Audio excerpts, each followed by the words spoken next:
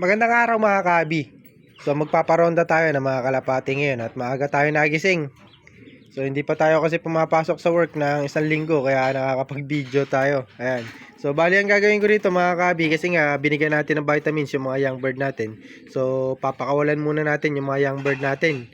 Tapos paparondahin natin yung medyo may edad na. Tapos hindi ko isasama yung naglolo ko ito. Isa, so ayaw pumasok kasi ng mabilis na ito. So bali tuturuan natin yan na pumasok ng mabilis. So bali ang gagawin natin ngayon, pakawalan muna natin to sa mataas na bubong. Itong apat, ay bali 5 to yung young bird na sinasanay natin yung maka-capture. Ayan. So ulihin na natin isa-isa mga kabi yung mga young bird natin. So kaya naman natin pinapakawalan na una yung mga young bird natin kasi nga hindi pa rumoronda. So gusto ko kasi rumonda na to yung mga young bird natin. Kaya ngayon pinapalipad natin sa bubong. Ayan. So bago natin parondahin itong mga ano. So wag nyo gagawin to kapag hindi pa gaano sana yung young bird nyo. O hindi pa nakakapag-viewing man lang. So tayo, nakapag-viewing na kasi to yung mga young bird natin. Ayaw lang rumonda kaya gagawin natin. Papaliparin muna natin sa bubong. Sila muna yung una natin na papakawalan. Bago itong mga young bird natin na to. Ayan o. Mga pang south natin. So ayan na yung mga young bird natin eh no. Nasa bubong na. Kaso hindi pa nga rin rumoronda. Yung dalawa nasa baba pa. So kailangan masana ito na lumipad sa bubong. Ano, kailangan makapaglipad-lipad sila dyan para mamaya pag nagparonda tayo matuto silang rumonda o lumipad. Okay na dyan boy. So eto kakapasok pa lang mga kabi. Kakalabas pa lang. Gusto nang pumasok. Ayun o. So ayaw niya talagang lumipad sa taas, sa bubong. Ayan. Lukis talaga rin isa na rin. Reject ata itong na-breed ko na to. Ayan o. So bata pa naman. Normal pa lang yan mga kabi. Ito naman yung isa. Ayan. Mukhang reject yung na-breed natin yan. Ayaw magsilipad. So binigyan ko na ng vitamins yan. Tapos 2 araw kung hindi pinaronda. So medyo sabik sa paglipad yan. Kaso eto, sabik sa lupa. Gustong bumaba sa lupa agad ng loko. Ayan, so kailangan matuto ng lumipad to. Ayan. Ito naman yung young bird natin. So ang iiwan lang natin yung matigas ang ulo. Si janitor. Mahilig kasing maglinis ng lupa. Lahat ng mga tira-tira nila na nalalaglag sa baba, yun ang kinakain ng loko si janitor ito. So iiwan natin yun. Tapos ang kasama niya rito sa loob ng loop, ito ay 2 choco natin. So paparondahin na natin yung 5. Sasama mo pala dyan yung kay kay Boss SBH. Bali 2 yung sinama rito, 2 checkered. May choco. Saka isang blue bar. 4 lang.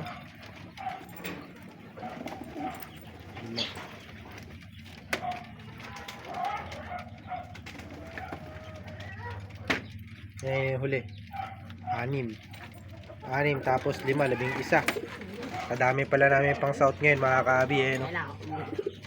Tapos yung 4 pa natin na pinalilipad o sinasanay. So bali siguro 15, mga 15 siguro o 18 pala bali yung ating pang south ngayon. Napakarami. So ito na yung 3 young bird natin. Hindi pa nga sanay talaga na rumonda. So bali ang gagawin ko rito mga kabi, 1 linggo natin na babartolina para matutong lumipad. Kumbaga hindi pa kasi masyadong excited siguro sila sa 2 araw na hindi paglabas sa loop. So ngayon gagawin natin 1 linggo natin na babartolina tong mga young bird natin para matuto ng rumonda. Ayan o. So dumapo agad dito. So yung isa, bali 2 pala andun sa bubong. So titingnan natin kung ano mangyayari. Nagparonda na si Boston yun. Hintayin natin yung mga kalapate natin na pinaronda para makakita nyo. Ayun yung isa. Maganda yung viewing ng isa ron eh. So inuna ko silang pakawalan ngayon kasi nga gusto ko na masanay silang lumipad o sumunod doon sa mga medyo may edad natin na young bird no. So yung mga rumoronda na yun mga kabi. Gusto ko dyan sila matuto. Kaso ayaw nga. Ayaw talagang sumunod ng mga young bird natin na to.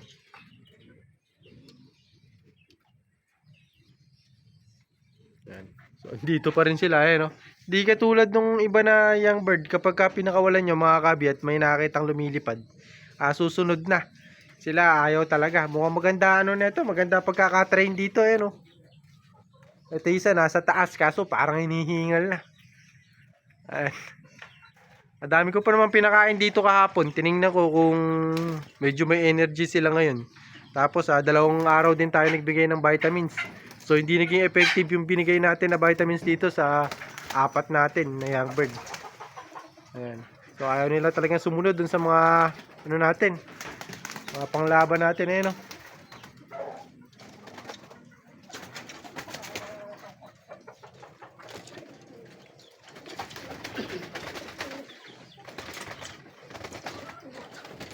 Ayan, medyo nakasama pa yung ginawa natin. Balak na dumapo agad ng mga panglaban natin na medyo may edad na. Kasi nakita nga sa bubong yung dalawa natin. So bali dalawa to isang blue bar tapos may isang white feather dun sa bubong. Ayan. Dami niyan mga kabi. Ayan. Pero sa iba yung ganito karaming kalapate mga kabi, normal lang. Pero dati siguro nakakapag-breed kami mga 30 pirasong young bird. Ayan, bumababa na.